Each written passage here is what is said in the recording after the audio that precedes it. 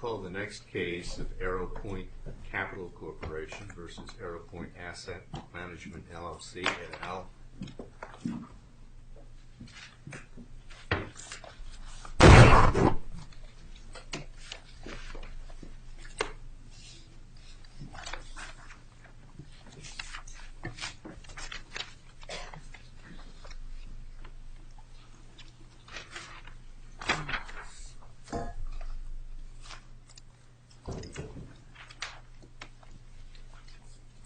Ms. Anderson? Yes, Your Honor. Your Honors, I'm Corby Anderson, and along with my colleagues Matt D'Antonio and Michael Arrington, I'm here on behalf of the appellant, Arrowpoint Capital. I'd like to reserve 4 minutes for rebuttal. That's great. And because of all the Arrowpoints involved here, I'd like to try to refer to my client as Capital and to Mr. Prutzman's client as Asset. I'm sure I'll slip up, but that's my goal. My notes are in terms of AC and AAM. So, yes. Well, there are 3 points I'd like to make today. First, all types of confusion are entitled to equal protection under the Lanham Act. Customer confusion and non-customer confusion, yet they were not treated that way in the district court.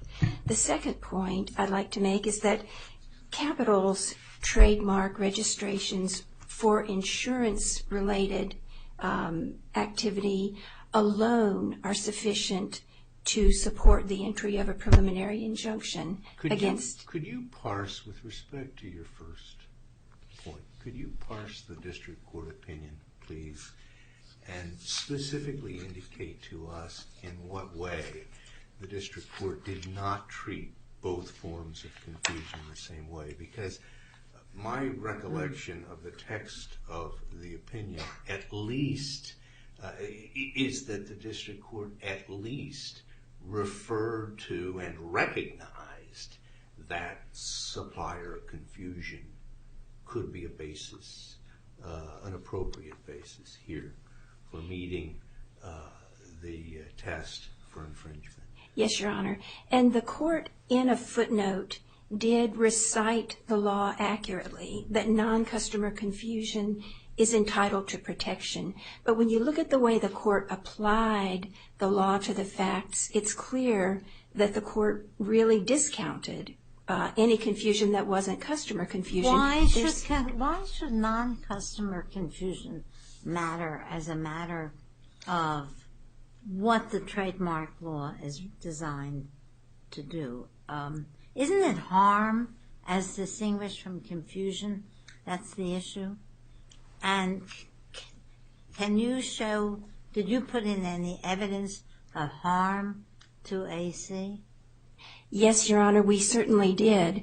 The harms include loss of control of Arrowpoint Capital's reputation, loss of trades, even the compromising of its financial information, disparagement. Now, those things were things that the district court said were embodied in self-interested affidavits, and your opponents make much of the point that the district court understood the standard to apply, as you acknowledged in response to Judge Smith's question, but that it chose to give reduced attention or weight to the affidavits which your own people produced. So, can you please respond to what's wrong with the district court saying, I'm just not impressed with your own people coming forward? I'm not giving that a lot of weight. There's several things, Your Honor, that are wrong with that. First of all, if the court is going to make credibility determinations, then it should hold a hearing. Did you ask for a hearing? Were you denied a hearing? We asked, when we completed the briefing, we asked for oral argument. I'm sorry, not oral. Yes, we asked for argument. Did you ask for an evidentiary hearing? I mean, Your Honor, yes. May I just ask you this as a predicate? Do you agree that the rules of evidence are not strictly applied when you are in a PI proceeding. Absolutely, Your Honor, and that's well established in the Coase decision, for example. So there are then many decisions. why isn't Judge Jordan's question right on point here, that the district court's discounting of the affidavits as being worthy of little weight, I would infer that that's the import of his declaration, is inherently a function of a district judge sitting as a fact finder in a PI proceeding? Several things, Your Honor. First of all, both sides submitted the same kind of evidence, yet only Arrowpoint Capital's affidavits were considered of little weight. Every affidavit that Arrowpoint Asset submitted was given full weight. Secondly, our affidavits included... When you say it was given full weight, the district court really didn't address those, right? The district court was looking at your affidavits. So you're asking us to infer that because the district court didn't say something about about AAC's assets, affidavits. Capital and asset, right? Yeah. Capital is I'm trying. Talent, asset is the applicant. Yeah. Didn't say something about assets affidavits, that he gave them somehow more weight. But that's an inference you're asking us to draw. It's not in the opinion, is it? Well, the opinion makes several points that are based on affidavits submitted by Asset, absolutely. But another point that I need to make here is that Capital's affidavits were not just self-serving statements by Capital's employees. They included, for example, correspondence. When a Capital affidavit would say, here's an instance of confusion, an attachment to the affidavit would be the email exchange with the trader who had been confused. And there would also be... we understand you don't agree with the district court's view of how to weigh that evidence, but as a legal matter, you're not suggesting, are you, that the district court can't look at the affidavits and make some judgments about how much weight to give them, are you? I'm saying that if the district court is going to weigh the credibility of this evidence, it should hold a hearing. When you say should, are you saying it's required to hold a hearing? Coase says just that if there are going to be credibility determinations made, the judge should hold a hearing. And in response to your question, Judge Smith, we did orally ask the court for a hearing. For an evidentiary hearing? Yes, and at a very early stage. And the response that we got, this was in January of 2011, was, you will never get a hearing from me. Now, that was not transcribed, but there is a minute entry of the teleconference, and because you asked me directly, I tell you that. That was the response that we got. So let me make sure I understand this. Is there something of record that we can look at? Because what you've just described to us is something not of record, which we can't look at. Is there anything of record that shows you asked for a hearing? No, Your Honor, there is not. So there's nothing of record that you persisted in asking for a hearing, or that you did so in any subsequent proceeding, like oral? Yes, Your Honor. I'm sorry to interrupt you. I apologize. I just about said strike that for thinking I was still back in the district court. Did you have anything in the nature of oral argument, yet short of an evidentiary hearing? No, Your Honor, we asked for it, and it was not... Everything was on the papers with respect to the presentation and submission of evidence in support of the PI that you sought. Exactly. The record in front of you... You're entitled to a jury, are you not, in trademark cases? Yes, we are. Did you ask for a jury? Yes, we did. But we're entitled to a hearing on our motion for injunctive relief, and we waited 3 years and 2 months. Well, you wouldn't get a jury on an injunctive relief request unless there's an issue of fact. And we're not. I'm not contending, Your Honor, that we would have wanted a jury. I'm just saying that we were entitled to have our to have a timely consideration of our motion. Let me ask you this, Ms. Anderson. The district court said, I don't have a way of knowing whether what you put in front of me are just idiosyncratic, isolated instances of confusion because you haven't given me sales volume information from which I can make that judgment. You, in your one of your briefs, say, oh, we did, but then you cite something that's in appendix page 2,100 something or other. Like it looks like it's buried deep in the appendices. Did you in any way flag for the district court or point to the district court, look, I've given you these 9 instances of confusion, and they're meaningful in the context of this sales volume. Here's how you can address that. Did you share information with the district court or point the district court to that kind of sales volume information? In our briefing to the district court, we mentioned the number of trades, and we certainly, and this is another point that I'd like to make. You mentioned the 9 instances of confusion.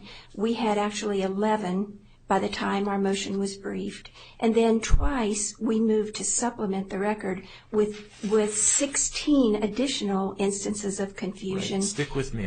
We can get to the motions to supplement, but my question to you is, the district court's assertion in its opinion was you didn't give me a basis to understand how these instances stacked up in terms of the meaningfulness in the context of the volume of sales. And I want you to respond to that. Was the district court on sound ground? I mean, is it a fair criticism of what you did? No, Your Honor, because in our briefing we did mention the sales volume. I believe we also mentioned the amount of money earned from that trading activity. I return to my question, which is, isn't the real issue harm? What did you show how you were harmed? How can you be harmed when your customer base is entirely different? People who ask for insurance are just not the people who go into stockbrokers. Well, Your Honor, I would respectfully submit that that's the consumer confusion lens that you are looking through. And our point is that both of these... No, I'm looking through the lens of you and your opponent. Well, you have different consumer groups, right? As I understand it, your suggestion in response to Judge Slobodar's question is that might be a relevant inquiry if we were talking about consumer confusion. But you, on the other hand, and your client are talking about non-consumer confusion. Exactly. And what we are saying is that both of these companies are going after the same deals from the same brokers, and that's where the same brokers? Yes, Your Honor. Trade sell insurance that sell stocks? We're talking about the securities. Capital makes its money from its investments. You in fact have alleged through submission of some of your evidence that you lost out on some bonds, for example, I think from 1 or 2 banks and transactions because of non-consumer confusion. That is confusion on the part of the banking institutions that were marketing to you and others these securities. That's exactly right. And we also suffered reputational harm in this way because this is a competitive market. There are more deals. There are more people after these deals than there are. When you say these deals, you're talking about the securities deals, right? Exactly. If my colleagues will indulge me, I know you're over time, but on this same line, I would want to have you respond to one other thing from the defendant's answering brief, Pelley's answering brief. On page 41 it says, the court found, based on the evidence, that the parties target distinct groups of customers, and to the extent that insurance companies and pension funds are potential clients for both, such clients would retain them for different purposes. So first, is it indeed the case that the district court made a finding that the parties target different groups of customers? And second, setting aside customers or non-customers, because I know that's a main point of contention here, is it a fair statement by the appellees that you guys are in different markets? Factually, everybody ought to be able to look at that and say you're operating in a way that nobody could expect your channels to be crossing. Absolutely, I would not agree to that, Your Honor, and here's why. We both provide investment for pension funds. We both provide investment for other insurers, and we run into each other at the same trade conferences, and that has happened more and more. There are because you're going into their market. It may be happening, but isn't your client the one who's trying to extend into the market of asset management? No, Your Honor, just the reverse. You were doing that early? As of March 2007, before Asset was even formed, we were providing investment services on our own account and for pension funds and insurers. Didn't your client ask somebody to check out the Arrowmark trademark, right, to see who was using it? You had a trademark search. We did a trademark search. I don't believe that's in the record. There is evidence in the record about Asset's trademark search in which we appeared, I believe, 6 times. So we are definitely the senior user.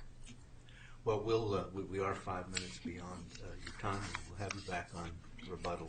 Thank you, Your Honors. Ms. Anderson. Mr. Prutzman.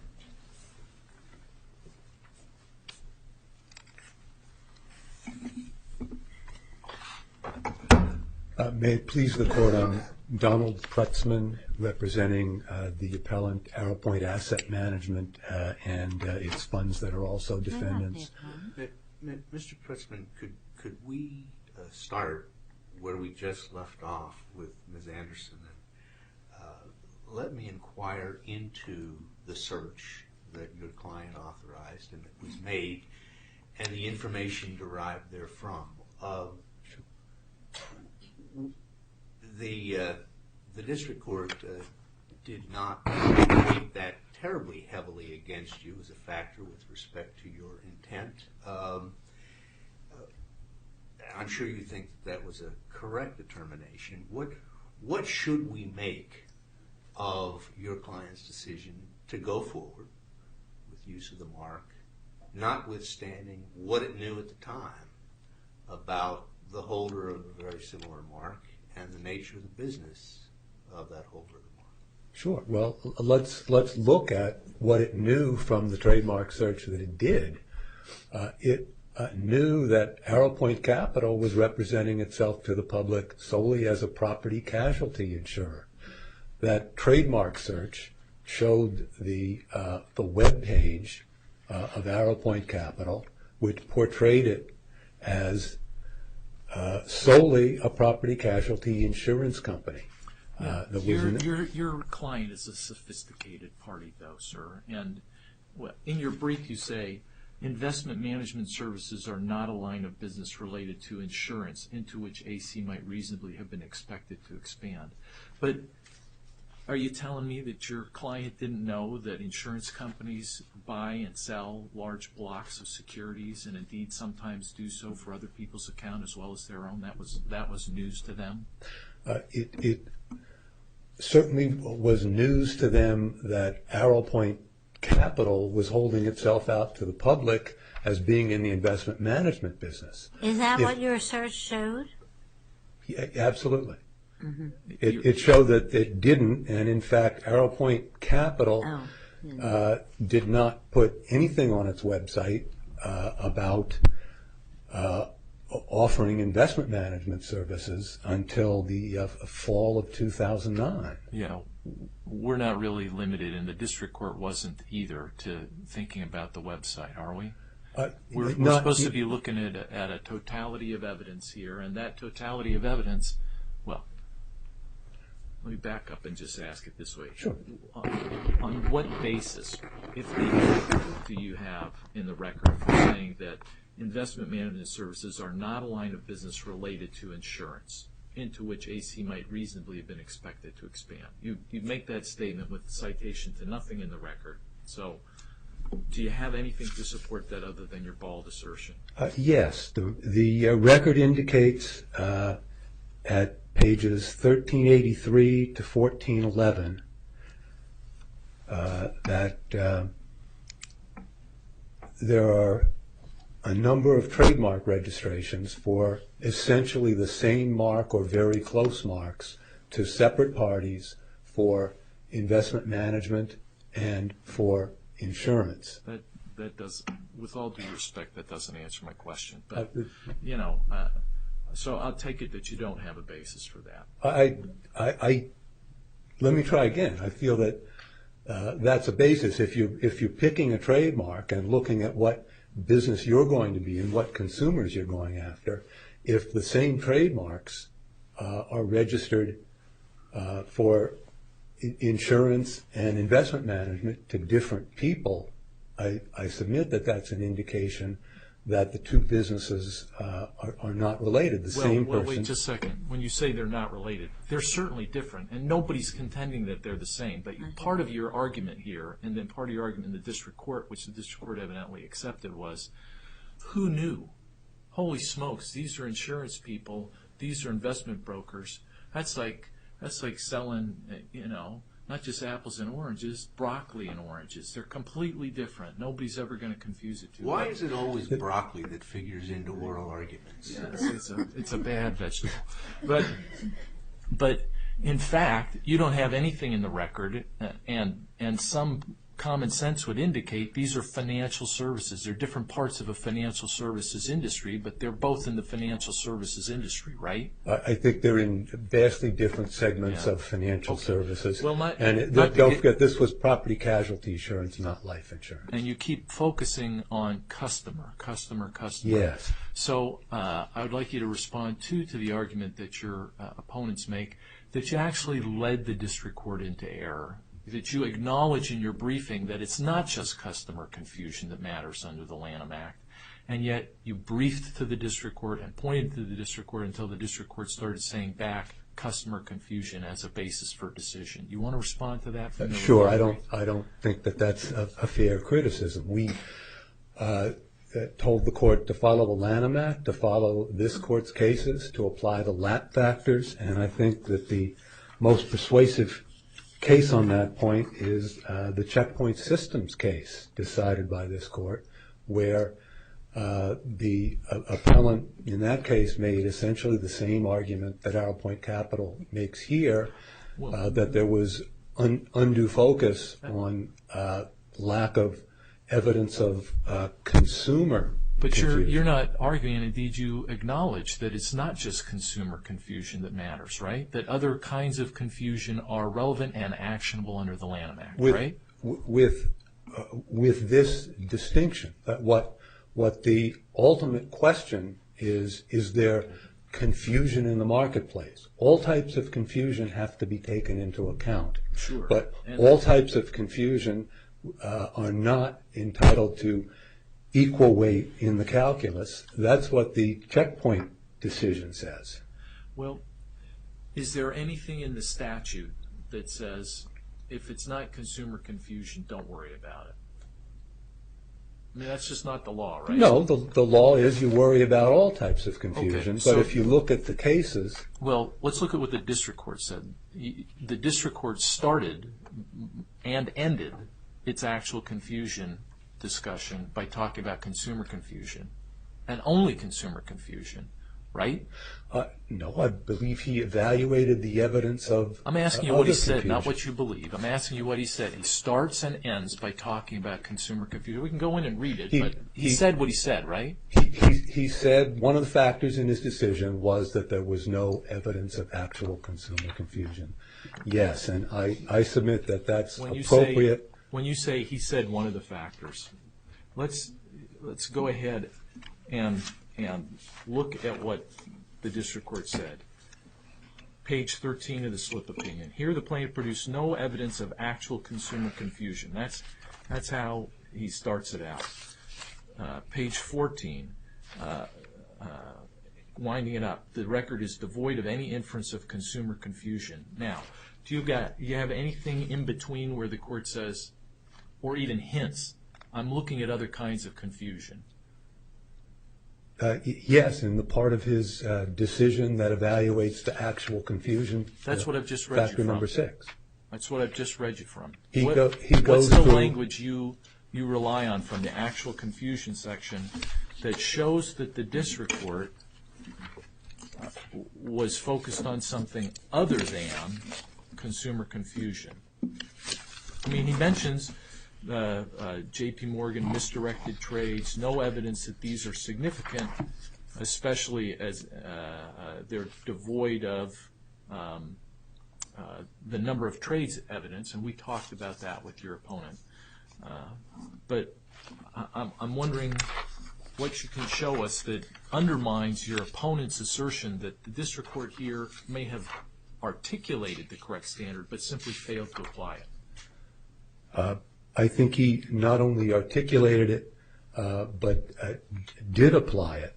The standard from the checkpoint systems case is that all kinds of confusion have to be taken into account, but actual consumer confusion is the most important. If you look, I think it was summed up in the Champions Golf Club case from the Sixth Circuit best, where they said all types of confusion have to be taken into account, and supplier confusion were the principal examples of actual confusion in that case. But the court said the ultimate question is whether relevant consumers are likely to believe that the products or services offered by the parties are affiliated. Doesn't it strike you as, for lack of a better term, odd, that the district court would make repeated references to customer or consumer confusion when all the evidence submitted by the plaintiff was evidence of non-consumer confusion? No, it doesn't, because I think he was making the point that was made in the checkpoint systems case that I keep coming back to. That well, if you think he was making that point, Mr. President, why didn't he make the point? Because he never says that, right? What he says is, I have to take into account all kinds of confusion. He took into account the customer confusion evidence, didn't give it much weight because he didn't think it had much value, and then said, and on top of that, there's no evidence of customer confusion. Making customer confusion more important than other types of confusion, I submit, is not wrong. It's what the cases do. Well, I'm a little confused because I thought you had conceded in your briefing that indeed all kinds of confusion are actionable, and that the district court didn't err because it understood that. But what you seem to be arguing here is, never mind the fact that the court only talked about customer confusion because your cases say that's okay. So those don't seem to me to be the same argument. Are you acknowledging or not that it would be error for the district court to pay attention just to customer confusion and give no weight to evidence of other kinds of confusion? No, the court. That would be error, right? That would be error, but the court gave it the weight that it found it to be due, and the issue is. But spoke about it in terms of customer confusion. Said the record's devoid of customer confusion. He said the record's devoid of customer confusion, and I submit that that's a relevant observation under the checkpoint case, that not all types of confusion are equal. Is it fair for the district court to say, I'm discounting these affidavits because they're not subject to cross-examination, when the district court didn't give a hearing to the applicants for the injunctive relief? Yes, because the court wasn't asked to give a hearing. Well, evidently the court thought there was a problem with the affidavits because and they should be discounted because they weren't subject to cross-examination. If the court thought that things should have been subject to cross-examination, wasn't it incumbent upon the court to say, okay, let's have people in, we'll have a hearing? No, I think it's incumbent upon a party to ask for a hearing if they want a hearing, if they're content to submit on the papers and ask for oral argument. That's their choice. Are you suggesting that it has been your view, and is your view at this time, that the plaintiffs were satisfied to proceed, that the plaintiff was satisfied to proceed on a non-evidentiary basis and not have a PI hearing where witnesses were actually called and evidence produced? Yes, there was never any request on the record for that. Yeah. So, in fact, there was a request to have oral argument. well, let me ask you this. Your opponents point to the cost decision, which you point to as well, and they say, in cost, you, the Third Circuit, were pretty clear about saying, if there's a factual dispute, there's supposed to be a hearing. You don't get to just weigh stuff on the affidavits and ignore factual concerns that you might have as a district court. It's incumbent on you to have a hearing. Have they read costs wrong? Yes, to the extent that the argument is that costs would require a district court sua sponte to call for a hearing. Well, not sua sponte to call for it in every case, but to call for it in a case where the district court thought, you know what, there are credibility issues here, credibility problems here. I guess what I'm asking you is this. Does our language in costs mean that if a court like this court, the district court here, says, I'm troubled that these things are not subject to cross-examination, that's problematic, so I'm discounting the credibility of it. Is that consistent with costs' instruction that if you've got questions about credibility, you should have a hearing? I think it's consistent with costs not to have an evidentiary hearing when no party's seeking it. I don't think that's what Judge Jordan has been asking, unless I've misunderstood his question.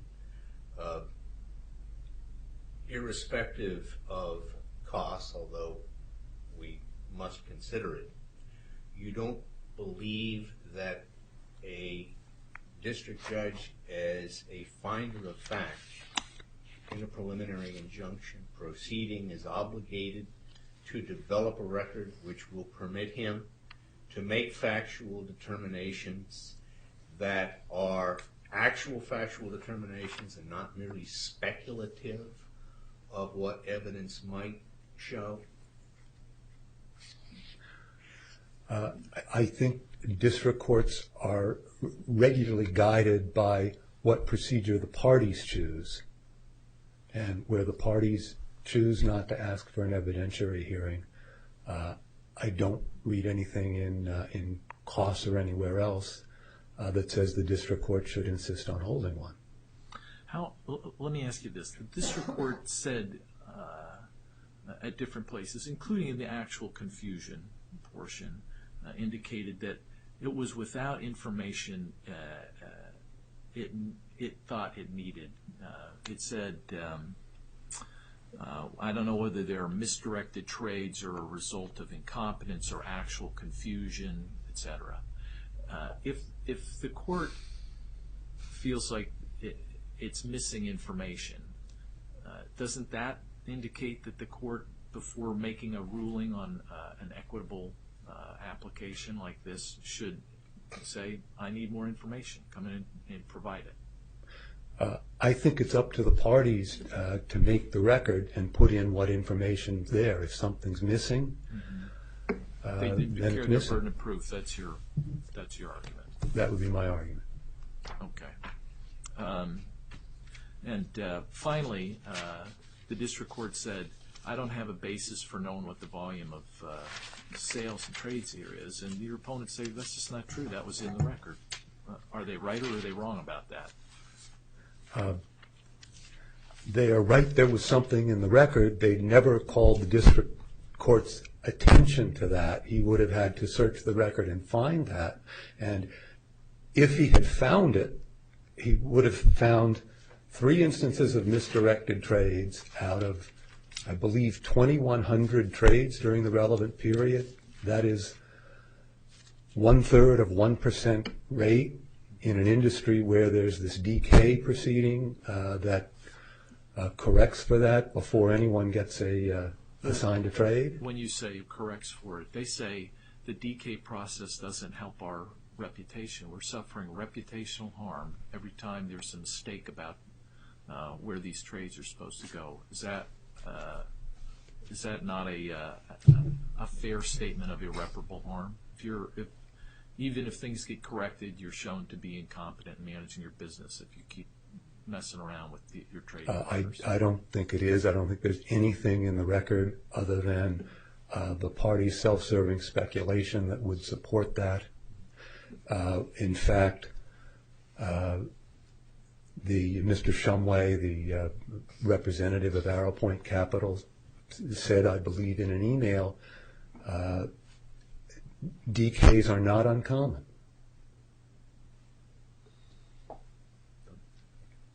Thank you very much, Mr. Tretzman. Ms. Anderson back. Rebuttal.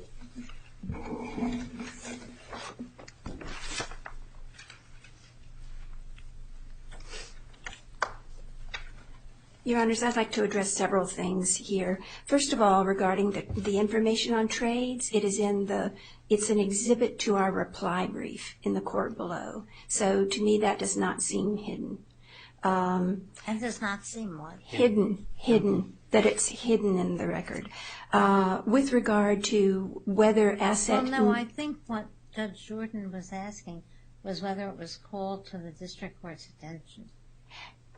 Yes, Your Honor, and I think that including it in your reply brief as an exhibit to your reply brief should constitute calling it to the court's attention. Well, you never in any paper said, and here are the volume of trades. You didn't point it out that way, right? We referenced it in the brief, and then it was the exhibit that gave the exact information. You referenced it how? That's the question I was asking during your initial argument.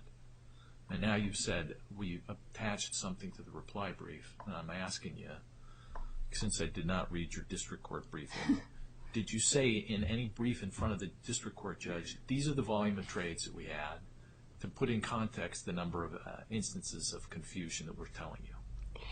I can't stand here today and represent to you that that's exactly what we said, but I believe that's why we... I'm not asking for a word for word. I'm just know. asking you to tell me whether or not you did something like that. If you didn't, that's fine. It's one thing to say it's in there someplace. It's another thing to point it out to the court. I'm just asking whether you ever pointed it out to the court. Yes, Your Honor, and I believe we did, but I don't want to overstate because I'm just not positive. You believe you quantified it in some way? Yes, Your For Honor. purposes of the district court? Yes, Your Honor. Now, with respect to whether Asset knew that insurance and investment were going to cross paths, I'd like to point out, first of all, that Mr. Corkins managed investments for insurers. He had done that before he ever formed Arrowpoint Asset. And the whole issue of whether our website referred to our investment activities for others, Mr. Corkins himself testified during his deposition that we don't advertise for the kind of trades that we do. We don't advertise the way that that other businesses would. Right, you're not reaching out to the general consumer market. Understood. That's exactly right. Now, as far as the confusion and whether non-consumer confusion was disregarded, I'd like to point out that in only one of the 10 LAP factors did the court ever address non-consumer confusion. And that was... Sure. And you think the court should have done that more often? Absolutely. And this court has held that in certain situations you adapt the LAP factors according to the circumstance. For example, with FISANs, they were adapted for reverse confusion. So, how about addressing, if you would, Mr. Pretzman's argument that our own cases, and he emphasized Checkpoint a few times, do direct attention particularly to consumer confusion, so it wasn't a problem for the district court to do that. It's what our case law actually encourages. What's your response? My response is that is flatly an incorrect statement of the law. The language of the Lanham Act was amended to remove the specific reference to consumer confusion and provide, and this court's subsequent decisions have provided, that all kinds of confusion are protected. And that's what the court didn't acknowledge.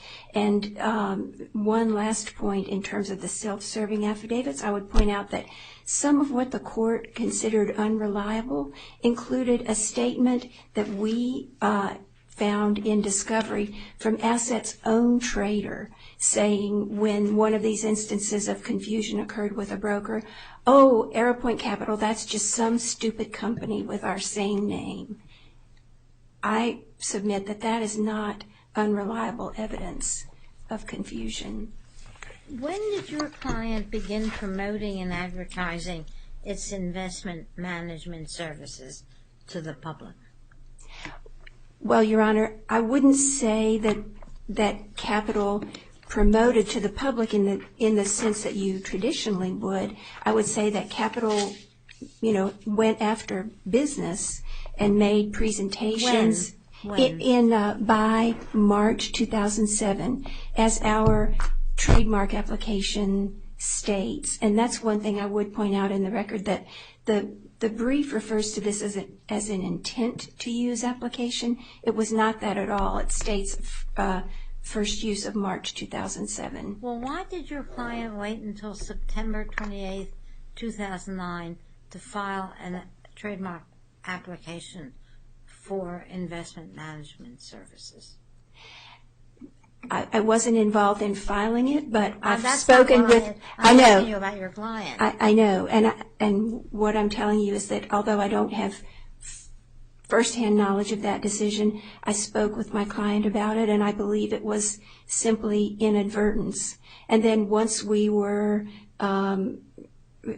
this dispute arose, we, as a belt and suspenders kind of move, decided to file for that. But the use has been there since March of 2007. And one thing that we didn't mention is that registrations aside, under common law, because we've been using since March 2007, we also have enforceable rights in the mark. Thank you very much, Ms. Anderson. Mr. Preston, Thank you, Your Honor. arguments.